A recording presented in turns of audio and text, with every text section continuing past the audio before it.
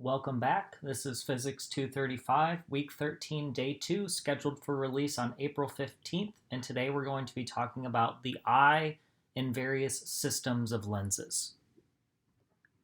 So we have here a cross-section of the eye with various different locations and features of the eye labeled: the aqueous humor, the cornea, the iris, the ciliary fibers.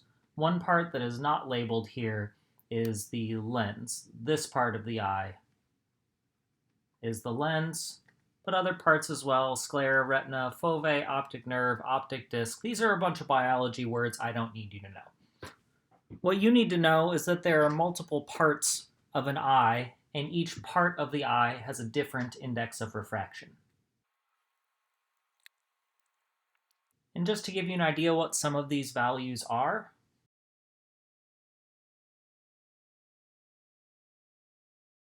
the cornea out here, the kind of front covering of the eye, has an index of refraction of 1.38. The aqueous humor in here and the vitreous humor, all on the inside of the eyeball, have an index of refraction of about 1.34, and the lens itself has an index of refraction of about 1.41. I do want to add a little note about the index of refraction of the lens specifically. This value will vary across the lens. It's not uniform through the entire lens, and it's actually highest in the center of the lens. So one thing I want to do here is to try to estimate the focal length of the entire eyeball system. And to do that, we're going to need to define a new quantity called the optical power of a lens. And the optical power of a lens is given by the variable p, and p is equal to 1 over f. The units of p are going to be 1 over meters, which is given a new name. Capital D is the letter, and those are called diopters. If you see the numbers on prescription reading glasses or non-prescription reading glasses at the store of +1, -1.5, these are numbers in diopters. And it will turn out that for lenses that are very close together, you can actually just add their optical powers together to get the total optical power. So for our eyeball system here, that means the total optical power of the eye is going to be approximately the optical power of the cornea plus the optical power of the lens. And since the optical power is equal to 1 over the focal length, this is just equal to 1 over the focal length of the cornea plus 1 over the focal length of the lens. And plugging in those numbers, we have 1 over 2.3 centimeters for the cornea plus 1 over 6.4 centimeters for the lens, from some values that were given in your textbook that I haven't written down here. And then from this, we can see that the power of our human eyeball is about 59 diopters. And this has to be equal to 1 over the focal length of the eye, so we can estimate that the focal length of the eye is going to be 1.69 centimeters. Now this value is going to vary, and it's going to vary for a reason that we're going to make apparent here in a second. But the focal length of the eye, we must be able to change this value somehow, otherwise we'd never be able to see much of anything. And to show you why this is, I want to direct your attention to the lower diagram here, the one down at the bottom. We have out here a tree off in the distance that we are looking at, and this diagram is obviously not to scale. But the tree is the object, and the light rays will pass from the tree into our eyeball to focus on the back of our eye. And the image must be focused onto the retina in order for us to be able to see that object.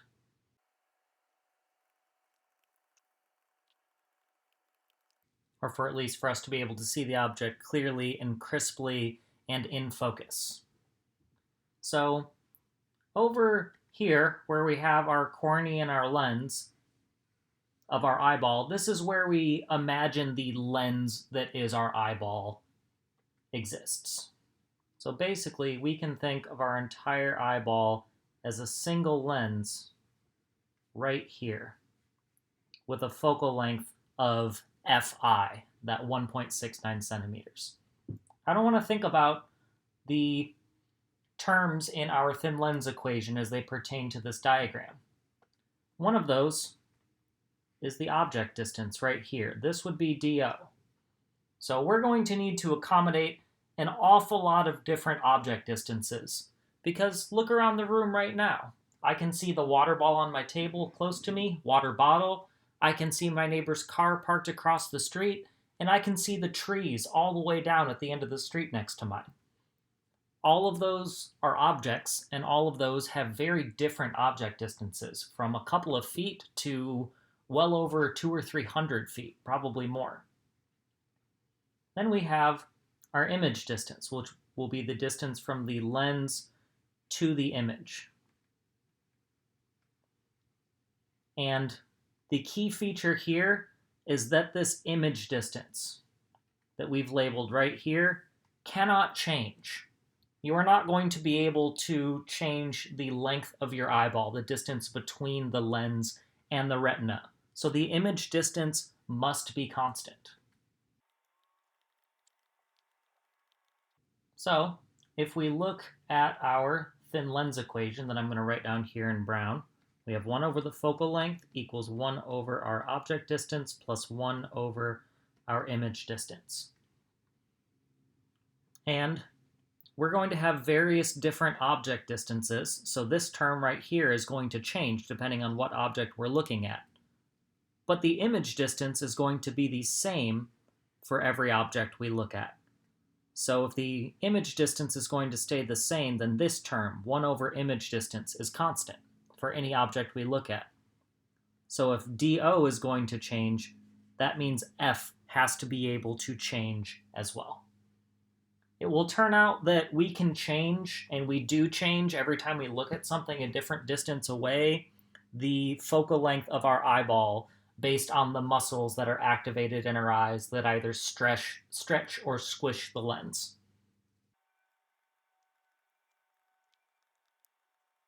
And this is a subconscious process. We are not aware that we are doing that. Our eyeballs and our muscles and our brain just do all of that for us. So this is the basics of how the eye works.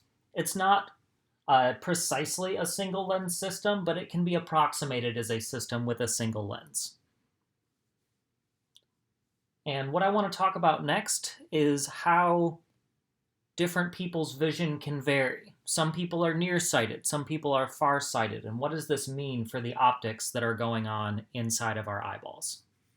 There are generally 2 ways that people's vision can vary from ideal, and those are known as myopia and hyperopia, or in other words, nearsightedness and farsightedness, where myopia is nearsighted and hyperopia is farsighted. Now, just to define what these are, nearsighted means that you can see objects nearby, but you can't see objects that are too far away. So for someone who is myopic, I think that's the appropriate biology word, you can see things close up, but you will have something called a far point, which is the largest object distance possible. So the furthest away object from you that you can see clearly, and any object further away than that is going to be blurry. Or, in the language of the physics that we've been doing, the far point represents the largest object distance that you can see the object clearly. Now, to contrast this with hyperopia, hyperopia is farsighted, meaning you have no problem seeing objects that are far away, but you struggle to see objects that are close up. So correspondingly, someone who is hyperopic will have something called a near point. That will be the smallest possible object distance that you can see clearly. Now, if your vision is good, then your far point should be about infinity, and your near point should be around 25 centimeters. And these diagrams here give you a good idea what's happening in terms of the path of the ray inside of your eyeball. If you are nearsighted, your lenses focus light too quickly, too strongly, and you end up with the point where the image is in focus is right here. If you are farsighted, your lens does not focus light strongly enough, so the image will only come into focus here behind the retina. And in both of these cases, you're going to get a blurry image. Each of these can happen for multiple different reasons.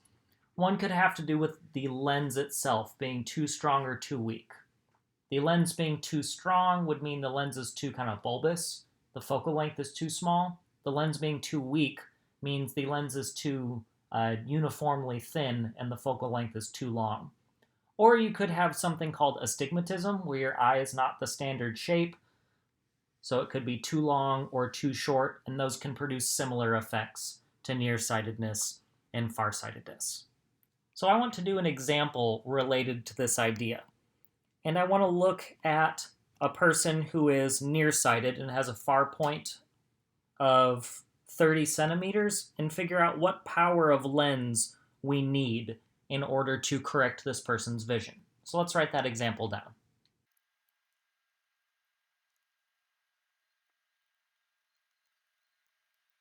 Now, if we think back to the previous slide, we can start to think about what kind of lens might actually be needed for a nearsighted person. A nearsighted person has a hard time seeing objects that are far away because their lens is too strong. Their lens is focusing the light before the retina. So we need to spread that light out somehow so that the rays converge further back in the eyeball directly on top of the retina. So let me show you what that looks like in an image. So down here in the far corner, we have a nearsighted person. And like I mentioned before, for the nearsighted person, their focus point inside of their eyeball is right here. It's too close to the lens of the eyeball. So we need to find some way to instead spread out the light that's coming in. So instead of following the path shown there, it will follow this path here. And all focus on the retina. So basically, the rays are converging too quickly, and we need to stop the rays from converging so quickly. So we need to diverge the rays a little bit. So since we need to diverge the rays a little bit, we know that we're going to need a diverging lens or a lens with a negative focal length.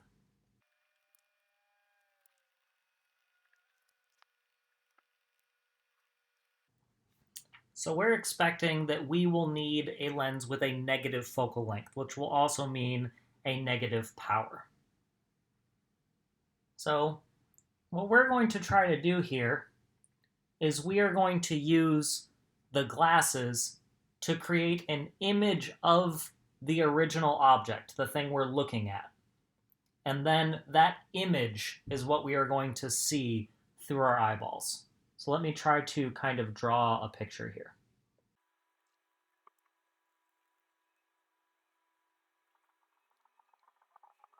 So we have the lens of the eyeball that will eventually focus the light onto the retina in the back, but we're not going to worry about the object and image of the lens of the eyeball itself. We're going to worry about the object and image of the lens of the glasses. So ideally, if we want to fix this person's vision, we want them to be able to see an object infinitely far away. So we want to make it so that they can see an object with an object distance of infinity.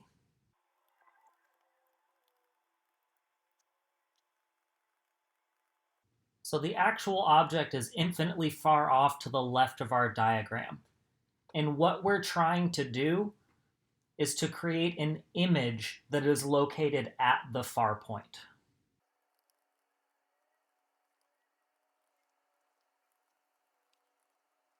So there's kind of a two-stage process here. First, the lens of your eyeglasses creates an image of the object. And then the lens of your eye uses that first image as its object to create a kind of secondary image on the retina. So what we actually need here is we need to choose whatever focal length of these glasses we need so that this distance right here from the glasses to our intermediate image will be our image distance. So let's figure out what this is. Well, the far point of the object is measured from the lens of the eye. So this distance is the far point, which was given as 30 centimeters. And the only difference between these two is the 1.5 centimeters that represents the distance between your eyeball, the lens of your eyeball, and the lens of your glasses. So DI is definitely going to be, at least have a magnitude of 28.5 centimeters. But we've already seen that we need a diverging lens, a concave lens. And if you recall from last time, diverging lenses always make virtual images. So this is actually going to be a negative image distance. So we now know our object distance is infinity. Our image distance has to be negative 28.5 centimeters. So we're ready to actually do some math here. 1 over the focal length equals 1 over the object distance plus 1 over the image distance by the thin lens equation. So we don't know what our focal length is, but 1 over the focal length will be the power of these lenses. And just to be clear, we're talking about, again, we are talking about the glasses this whole time. The object being infinitely far away and the image of the object, maybe a tree, being created at the far point. So our regular eyeball process can then see this image clearly. So our object distance is infinity, and 1 over infinity is 0, plus 1 over our image distance of negative 28.5 centimeters gives us a power of our lenses that we need of negative 3.51. So if we wanted to express this in terms of a focal length, we could then find the focal length of the glasses as 1 over the power, and that gives us a value of 0.285 centimeters with a negative. Just want to correct myself real quick. Diopters, power is given in diopters, this negative 3.51 is actually 1 over meters. So in order to do this, we actually had to change our 28.5 centimeters to negative 0.285 meters, which means that our focal length here is negative 0.285 meters, not centimeters. My apologies for the unit confusion. But for this person, we would then go to the glasses store and ask for a lens with this power. About negative 3.5 would bring this into focus. The next thing we're going to talk about is a couple different examples of systems of lenses. So different cases where we will see lenses, maybe one, maybe more, and then 2 examples where we will have 2 lenses working together to do something specific. So first, I want to talk about cameras. We have here a picture of a camera. And you can see that in this camera there are 2 lenses. The light will come in from this side, pass through these lenses, and it will actually bounce up off of a mirror through another couple of mirrors and pass out through this other lens so you can view it with your eyeballs. But what's really happening to record the picture is that some of this light passes through this mirror, and lands on this digital sensor back here, which records all of the data of the picture. But we're not interested in that process, we're interested in the optics. So what we really need to do here, in order to accommodate various different object distances, is we need to be able to vary our image distance. Our object, whatever it is, maybe it's a cat,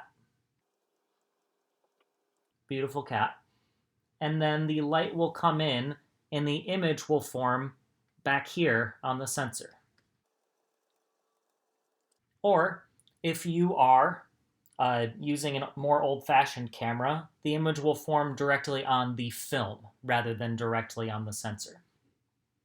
So like the eyeball, we need to be able to accommodate many different object distances and still form the image at the same place, right here on top of the sensor.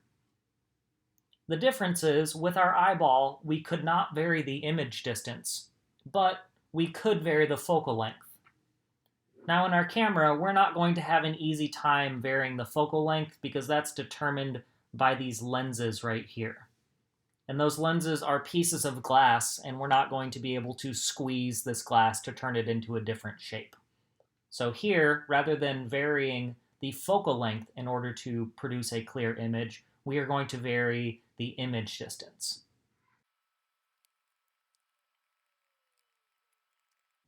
So we are going to vary the image distance, where that image distance is the distance between the lenses and the sensor, or the film, depending on what type of camera you have. So we can vary the image distance here by rotating that dial on the barrel of the camera. Sorry, I don't know what the appropriate word for that is. But by rotating that dial on the barrel of the camera, we move those lenses further from or closer to the sensor.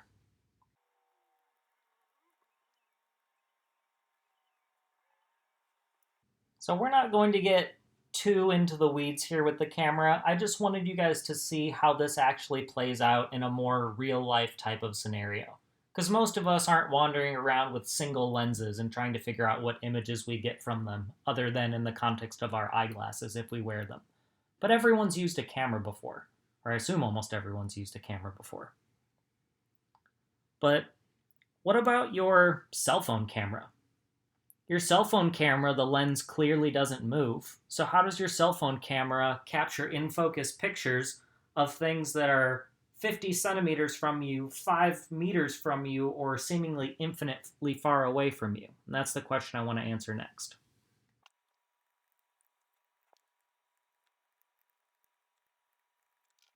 So your cell phone looks a little like this from the side view, and you will have the lens on one side of your cell phone. So this is kind of a side view of your cell phone where this is the lens, and then the sensor is going to be here along the back wall of your cell phone, as far from the lens as they can get it. So let me label these. So this means that this distance right here from the lens to the sensor is our image distance. And for most cell phones, this image distance is right around 5 millimeters. So our lens will be given a focal length of 5 millimeters. So let's consider various different object distances that we could use with this lens. So let's consider something close up, a selfie. For a selfie, your phone is held out at arm's length from your face, say maybe about half a meter from your face. So our object distance for a selfie would be about 50 centimeters, which, to get all my units the same, I'm going to convert that to 500 millimeters. And if we plug this in to our thin lens equation, 1 over the 5 millimeters for our focal length equals 1 over 500 millimeters for our object distance, plus 1 over di for our image distance, we find an image distance of 5.05 millimeters. This is awfully close to the actual thickness of the cell phone. So that extra little 0.05 millimeters, 1/20th of a millimeter, or 50 micrometers, is not going to make an appreciable difference in terms of whether things are in focus or not. Let's consider a slightly further away object, maybe an object that is 5 meters away. Again, that's 5 meters. I'm going to convert it into millimeters so that I can use my thin lens equation with all of my distances in the same units. And we get here an image distance of 5.005 millimeters, even closer to that 5 millimeter thickness of our phone. Last but not least, for an object at infinity, we get an image distance that is precisely 5 millimeters. So the take-home message here is that the difference in these image distances is so minute that effectively all of these objects would be in focus with your cell phone camera. The only issue you might run into here is if you keep letting your object distance get smaller. If your object distance gets too small, your image distance will start to become noticeably larger than 5 millimeters, which would mean that our light rays were not focusing on the sensor, but we're focusing behind the sensor, which would mean a blurry image. So this is why you can't hold your cell phone just a couple of centimeters from an object and take a picture of it that's in focus. You need to get a special lens in order to allow your cell phone to do that. The next thing I want to talk about is the microscope, but in order for me to talk about the microscope, I am going to have to introduce a new variable that I don't plan to use very much, but is essential to understand the equations I'm going to introduce with the microscope. What I want to talk about here is the difference between the magnification we've been talking about, which is the linear magnification, and something called the angular magnification. The linear magnification was just the image height divided by the object height. But this doesn't always tell us the whole story. Imagine you have a friend that is 5 feet tall, two friends that are 5 feet tall, and one of them is standing maybe 5 meters from you, and the other one is standing 20 meters from you. Which person looks larger? Which person takes up more of your field of view? For objects that are the same size, as they get closer and closer and closer to you, they take up more of your field of view. You can see this by holding your hand out at arm's length with your palm parallel to your face, and your hand only takes up a small portion of your field of view. But if you put your hand directly in front of your eyeballs, you can block out almost your entire vision. And this is the idea of this is the idea of angular magnification. Not how big the object itself is, because your hand is the same size whether you hold it at arm's length or right up above your eyes, but dealing with how much of your field of view the object takes up. So the angular magnification is going to be the image angle divided by the object angle. And we can see that somewhat demonstrated in this picture right here, where we have two objects, object A right here and object B right here, that are the same size. They have the same height. But object A will look bigger to you because it is closer. This angle, theta 2, is going to be bigger than the angle theta 1.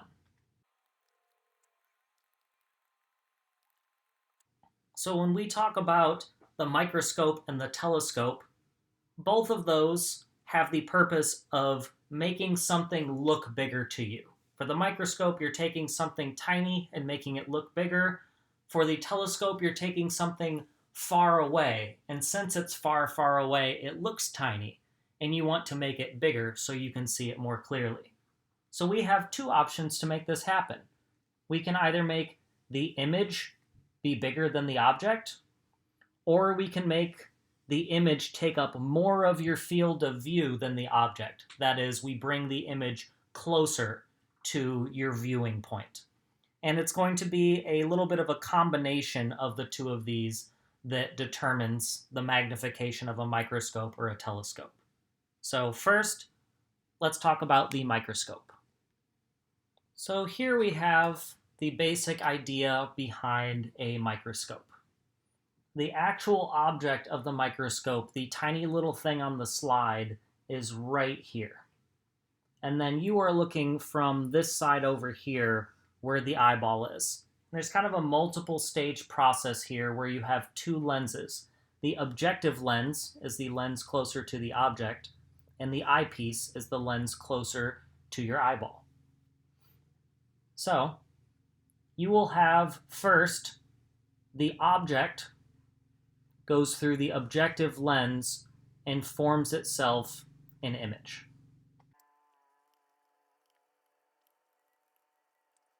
So I've called this image 1 because when you have systems of multiple lenses, the image from one lens becomes the object for the next lens, and so on and so on.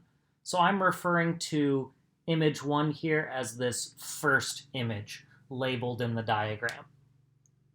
So this image created by the objective lens is going to be a real image, and it is also going to be inverted, because real images can only be made by converging lenses, and they can only be made when the image is inverted relative to the object. Then the next step comes in. Image 1 becomes the object for our eyepiece lens.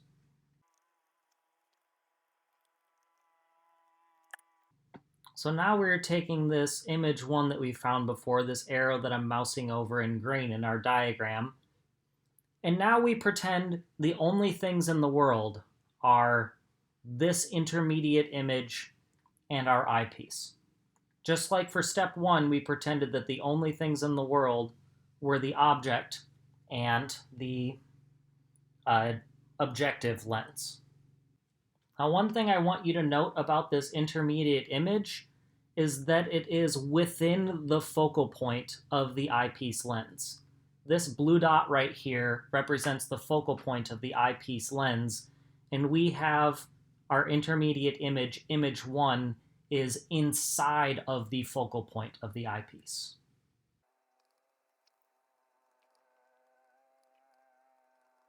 So if you think back to the ray diagrams we did last time with lenses, when we placed an object within the focal point of a converging lens, we got a virtual image that was upright and that was bigger than our object. And this is what's going to happen here. This step right here, where we're just looking at the eyepiece, is exactly how a magnifying glass works. With a magnifying glass, you place the object you want to look at very close to the focal point of the magnifying glass, but closer to the magnifying glass than the focal point. So just inside the focal point, just like we have here with our intermediate image. Don't be confused that our final image here says upright, but our final image also points downward. This is upright relative to the object. Or, since the object for our eyepiece lens points down, then our upright image from that lens will also point down. So inverted means we flipped the arrow, not just that it points up or down. So the short version here, to kind of sum it up, is the objective lens creates a real image, and then that real image is viewed through the eyepiece like a magnifying glass.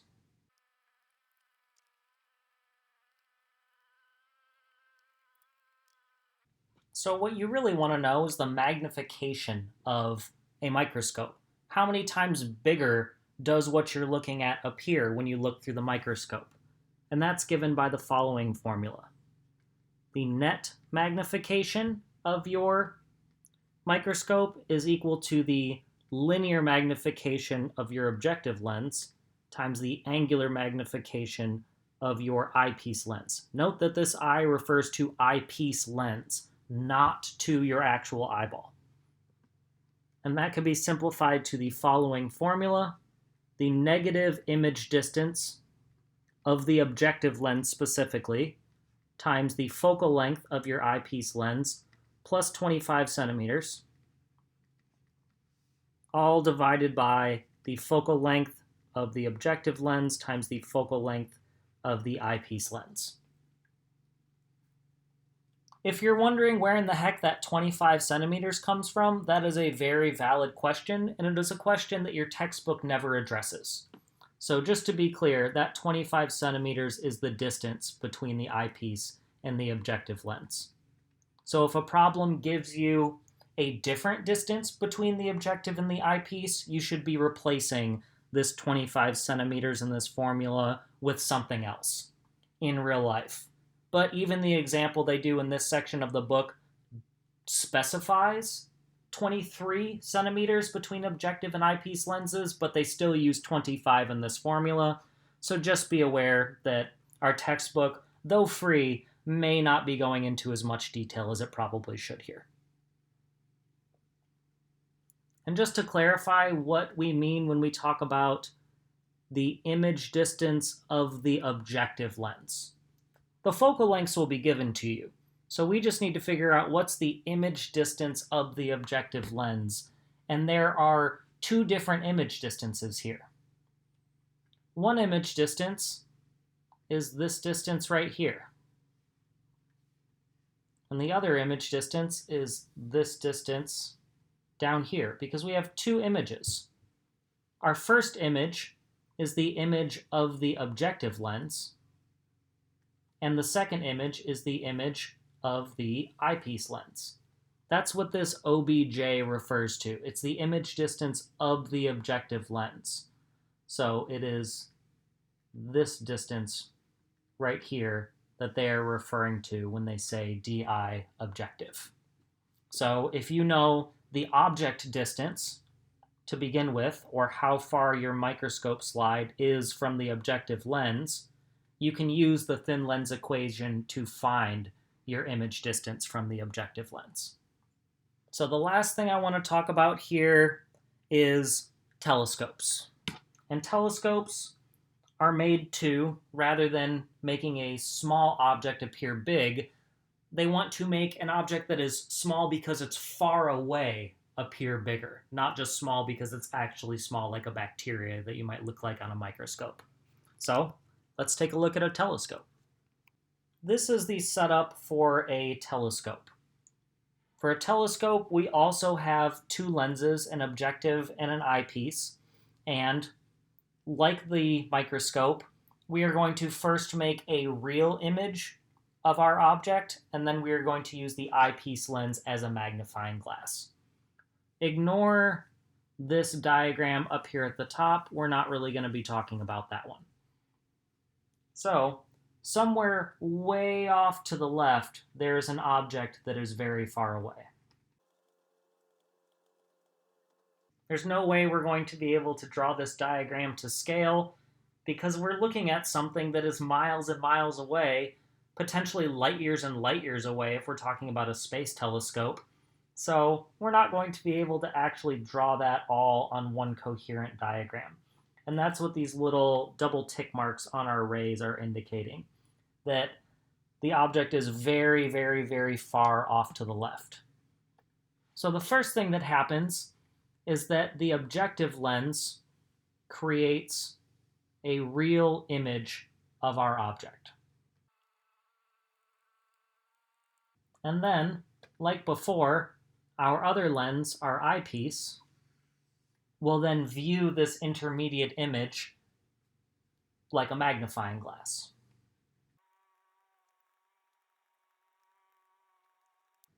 And that creates our final image here, which is the image of the tree, which is greatly not necessarily enlarged, but is at least much closer to you than the actual tree that you're looking at potentially miles and miles away with this telescope. So the tree looks like it's been brought close to you. Even if the tree hasn't been linearly enlarged, even if the final image of this tree is the same height as the original object tree that we're looking at, the final image is much, much closer to you and thus will appear bigger, so you still do get a magnification here. One thing I want to draw your attention to that is a difference between the microscope and the telescope is how the focal lengths of the eyepiece and objective compare to the distance between the two of them. So that is, how does this distance compare to the objective and the eyepiece focal lengths? With our original microscope image that I have placed on here very briefly, you can see that here's the objective lens and here's the objective focal length. Here's the eyepiece lens, here's the eyepiece focal length. So these two focal lengths do not overlap. We have this space in between them that is neither within the eyepiece focal length nor within the objective lens focal length. But that's very different than it is for the telescope. With our telescope here, we have the objective lens over here with its focal point right there. The eyepiece lens is right here with its focal point right there. And you can see that these focal lengths actually overlap a little bit. So if we call the distance between the two lenses d, then we can say for a telescope that distance d is smaller than the sum of our focal lengths from our objective and eyepiece lenses. But for a microscope, that distance d was bigger than the sum of our focal lengths. So even though our eyepiece lens is still acting like a magnifying glass, whether we're talking about a microscope or a telescope, there are some differences between these two situations, and there are some differences between whether there's angular magnification or linear magnification going on here. But to cut right to the chase, there is a net magnification for a telescope that is an angular magnification that is equal to negative of the focal length of the objective lens divided by the focal length of the eyepiece lens. So if we want a telescope that actually makes things bigger, we're going to need the objective lens to have a larger focal length than the eyepiece lens. And remember that large focal lengths go with flatter lenses. So the objective lens will be flatter and the eyepiece lens will be rounder or more bulbous. One thing you might be wondering is, what about this negative sign? Well, that negative sign means our image is going to be inverted. So we can see this final image of our tree right here is upside down compared to the original tree we were looking at. And ideally, this would not be the case. With most actual real-life telescopes, there's something else going on, potentially a diverging lens for our eyepiece, or potentially something called an erecting lens could be used in order to flip our image so that it's upright, so that our spatial reasoning skills don't get confused. So let's explain that real quick. So here we have what an actual real-life telescope might look like. We have our original object that is some tree off here, way off in the distance at infinity, or close enough to infinity. And each of these lenses is a converging lens. So if we continue to make real images, every time we make a real image, it will flip our image and make it inverted. So our objective lens flips our image upside down. So we now have an inverted image. Then this extra lens is here. The erecting lens then creates a secondary image, which is now inverted compared to the first image. So this tree and this tree are upside down relative to each other. But this second image is now upright with respect to the actual object way off in the distance. Then, as we have before, we use our eyepiece lens as a magnifying glass. So this secondary image must be within the focal point of the eyepiece lens to produce our final image that is upright. Another detail of telescopes that we haven't really gotten to is some of the practical concerns with constructing telescopes. If you want to make something like the Hubble Space Telescope and you want to make bigger and bigger lenses because that gives you better and better resolution, you can't make those using lenses. Because when you make lenses bigger and bigger and bigger, they start to sag under their own weight, and that distorts the image. So it turns out it's actually a lot easier to use mirrors for gigantic telescopes, and these are called reflecting telescopes. Just to finish off what I was talking about before, the erecting lens is a third lens that inverts the image so that the final image you view can be upright.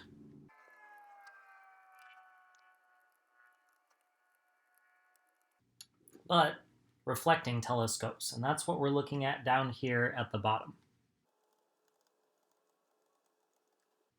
So with reflecting telescopes, the eyepiece is still actually a lens, but our objective lens is replaced by a mirror.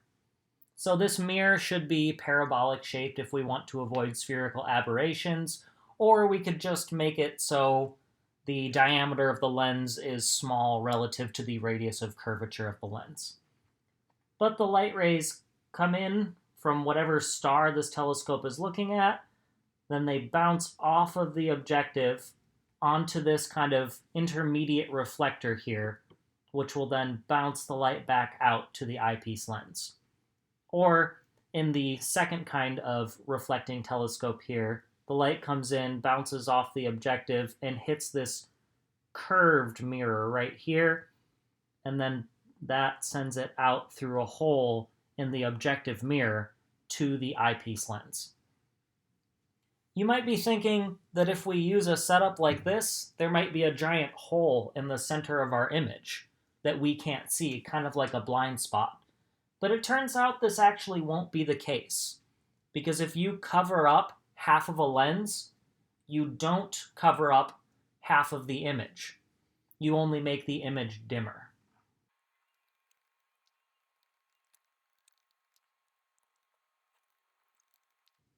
So we do lose a little bit of the overall light that we've gathered, but the entire image will still appear despite the fact that we have this extra mirror in here blocking part of our view.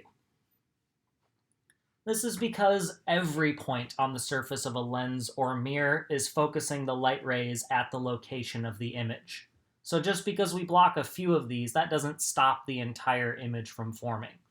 We draw the principal rays because they follow nice, easy rules that allow us to draw our diagrams, but any light that comes in and strikes the first lens or mirror, the objective in this case, or really any lens, will actually focus at the location of the image. So even if we can't draw one of our principal rays, that doesn't mean the image will necessarily not form. That's everything I have for you today. Thank you for watching, and have a good day.